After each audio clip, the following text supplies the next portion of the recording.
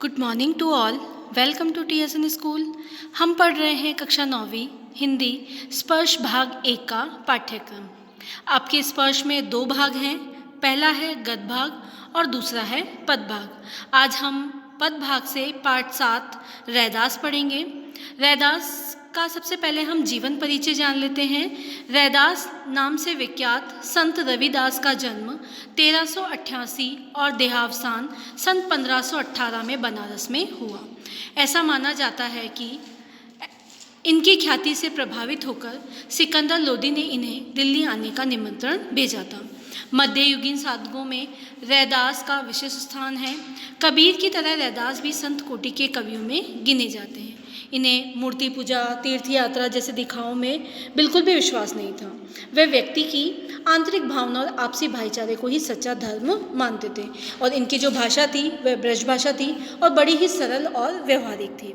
और इन्होंने अवधी, राजस्थानी और खड़ी बोली और उर्दू फारसी के शब्दों का प्रयोग किया है। रैदास के जो 40 पद हैं सिखों के धर्म जो पवित्र ग्रंथ है गुरु ग्रंथ साहिब उसमें भी सम्मिलित किए गए हैं। यहाँ पर आपके जो इस पाठ्य पुस्तक में 2 पद दिए गए हैं रैदास के, उसमें पहले पद में कवि ने प्रभु को अपना आराध्य के रूप में याद करते हुए उनसे अपनी तुलना की है और उन्होंने ये बताया है कि प्रभु के सिवा मेरा और कोई भी नहीं है।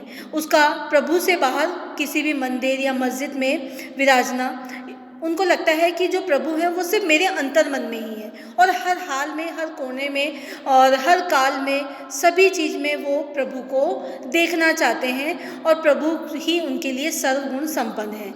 इसलिए कवि ने उन जैसा बनने की प्रेरणा चाहिए कि वह भी उनके जैसा बन सके। और दूसरा जो पद है उसमें भगवान की अपार उदारता, कृपा और समदर्शी स्वभाव का वर्णन करते हुए इन्होंने बताया है कि जो भगवान हैं वो निम्न वर्ग और उच्च वर्ग दोनों को समान भाव से देखते हैं, सहज भाव से उन्होंने अपनाया है, दोनों में कभी भी भेदभाव नहीं किया है। तो हम अब पद की शुरुआत करते हैं। हमारा जो पहला पद है वो देखिए, अब कैसे छूटे राम नाम रट लागी, प्रभु जी तुम चंदन हम पानी, जाकी अंग अंग बास समानी, प्रभु जी तुम घन बन हम मोरा, जैसे चितवत चंद चकोरा, प्रभु जी तुम दीपक हम बाती, जाकी ज्योति बरे दिन राती, प्रभु जी तुम मोती हम धागा, जैसे सोनई मिलत सुहागा, प्रभु जी तुम स्वामी हम दासा, ऐसी भक्ति करे रैदासा। अब इस पद में जो कवि हैं रैदास जी वो क्या कह रहे हैं कि अब कैसे छूटे राम नाम रट लागी। अब हे प्रभु तुम्हारे नाम की जो रट लग चुकी है, मुझे तुम्हारे नाम का जो जाप कर रहा हूँ मैं दिन रात, वो अब कैसे छूट सकती है, क्योंकि अब उसकी मुझे क्या पड़ गई है, आदत पड़ गई है। उस राम नाम का जो जाप मैं कर रहा हूँ, राम नाम की जो रट मुझे लग गई है, उसे मैं अब छोड़ नहीं सकता हूँ। कैसे छूटे राम नाम रट लागी, प्रभु जी तुम चंदन हम। अब जो कवि हैं वो प्रभु को अपना आराध्य अपने अंतर मन में समाते हुए हर हाल में प्रभु के जैसा बनने की बात कह रहे हैं और वो इस प्रकार के उदाहरण, इस प्रकार की तुलना करते हुए बता रहे हैं कि जैसे चंदन में पानी के मिलने से चंदन की जो खुशबू है वो हर एक कण कण में समा जाती है, उसी प्रकार हे प्रभु मैं भी आप में मिलकर अपना जो शरीर है, अपना जो मन है उसको तृप्त करना चाहता हूँ, अपने मन को कैसा बनाना चाहता हूँ, खुशबू से भर देना चाहता हूँ। हे प्रभु तुम चंदन हम पानी, अगर तुम चंदन हो तो मैं उसका पानी हूँ। जैसे चंदन में पानी मिलने से चंदन को जब पानी में घिसते हैं तो उसकी खुशबू हमें महसूस होती है, खुशबू को हम महसूस कर सकते हैं, उसी प्रकार हे प्रभु मैं अगर तुम्हारे में मिल जाऊँ तो मेरी भी जो ख्याति है वो इसी प्रकार समा जाएगी। प्रभु जी तुम घन बन हम मोरा, जैसे चितवत चंद चकोरा। अब क्या कह रहे हैं, प्रभु जी यदि तुम बादल हो तो मैं मोर हूँ। आपने देखा होगा जब बादल घिर आते हैं, काले बादल होते हैं, बारिश वर्षा ऋतु होती है, तब मोर कैसे नृत्य करते हैं, नाचते हैं। तो क्या कह रहे हैं कि प्रभु जी यदि तुम घन हो, यदि तुम बादल हो तो मैं मोर हूँ, आपको देखकर मैं क्या करूँगा, नृत्य करूँगा, जैसे चितवत चंद चकोरा। आपने देखा होगा एक चकोर नाम का जो पक्षी है वो चांद को, चंद्रमा को एकटक निहारता रहता है। चकोर पक्षी जो है वो चंद्रमा की जो रोशनी है, चंद्रमा की जो चांदनी है, उसको देखता हुआ एकटक बिना पलक झपकाए उसे निहारता रहता है। उसी प्रकार हे प्रभु मैं भी आपको निहारता रहूं। प्रभु जी तुम दीपक हम बाती, जाकी ज्योति बड़े दिन राती। हे प्रभु तुम तो क्या हो, दीपक हो, और मैं उसकी बाती हूँ। जाकी ज्योति बड़े दिन राती, जिसकी ज्योत यानी जिसकी ज्योत में मैं दिन रात जल सकता हूँ। हे प्रभु मैं तुम्हारे आराधना में दिन रात तुम्हारी प्रार्थना कर सकता हूँ, तुम्हारी आराधना कर सकता हूँ। जिस प्रकार दीपक के साथ बाती जलती रहती है, उसी प्रकार मैं भी तुम्हारे साथ दिन रात जलता रहूँगा। प्रभु जी तुम मोती हम धागा, जैसे सोनई मिलत सुहागा। हे प्रभु तुम तो मोती हो, मैं उसका क्या हूँ, धागा हूँ। जैसे सोने ही मिलत सुहागा, जैसे सोने को शुद्ध करने के लिए एक सुहागा नाम का पदार्थ होता है, उसे मिलाया जाता है। और जैसे मोती को धागे में ही, जब तक मोती बिखरे हुए हैं तब तक उनकी कोई वैल्यू नहीं है ना। लेकिन जब हम मोतियों को धागे में पिरो लेते हैं तो वो एक माला का काम करते हैं, ठीक है ना। तो क्या कह रहे हैं कि प्रभु जी तुम तो मोती हो और मैं उसका धागा हूँ, मैं आप में मिलना चाहता हूँ। जैसे ही सोना ही मिलत सुहागा, जिस प्रकार सोने को शुद्ध करने के लिए सुहागे नाम के पदार्थ का प्रयोग किया जाता है, उसी प्रकार मुझे शुद्ध करने के लिए हे प्रभु आप मुझ में मिल जाएं, मुझ में समा जाएं।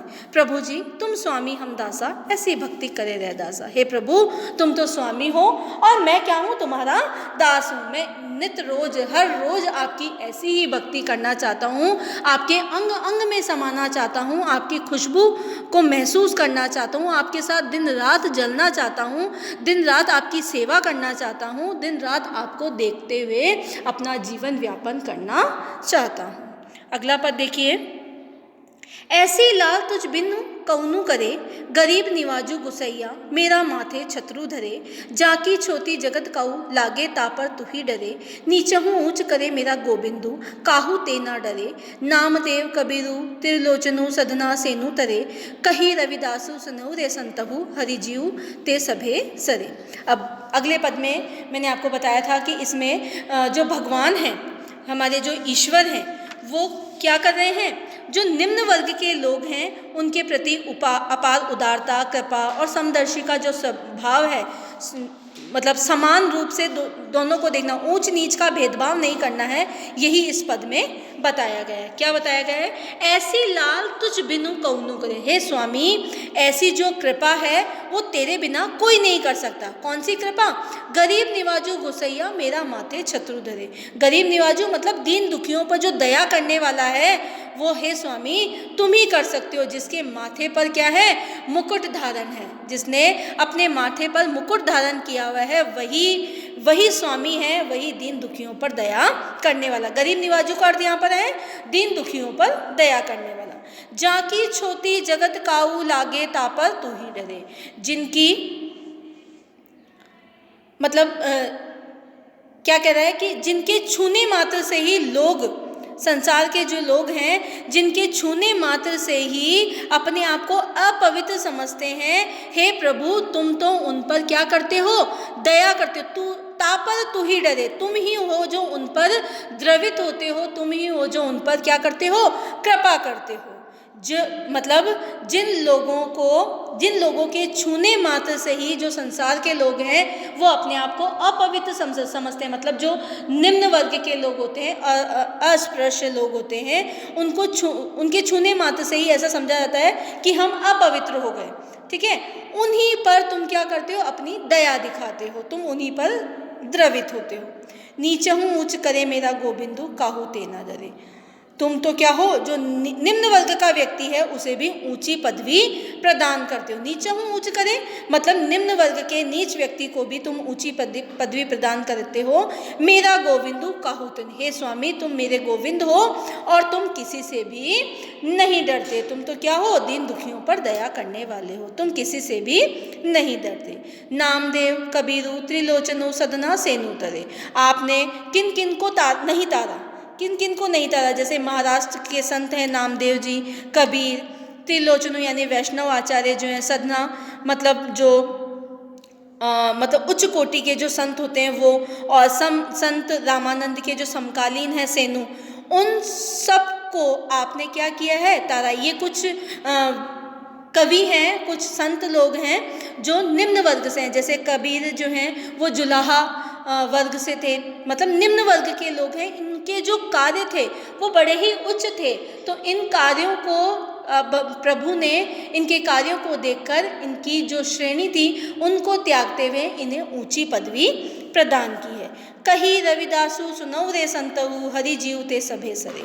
अब क्या करें, कवि रविदास जी मतलब कवि जो रैदास जी हैं वो कहते हैं कि हे संतों, ये जो हरि हैं, ये जो स्वामी हैं, ये जो कृष्ण हैं, ये भगवान हैं, ये प्रभु जो हैं, ये क्या है, सबको तारने वाले हैं। ये इनके आधार पर सब कुछ संभव हो सकता है। सभे सरे मतलब सब कुछ संभव हो जाता है जब अगर इनकी शरण में हम आ जाएं, इन प्रभु की शरण में अगर हम आ जाएं, तो हमारा जीवन जो है वो भव सागर के पार चला जाता है। धन्यवाद।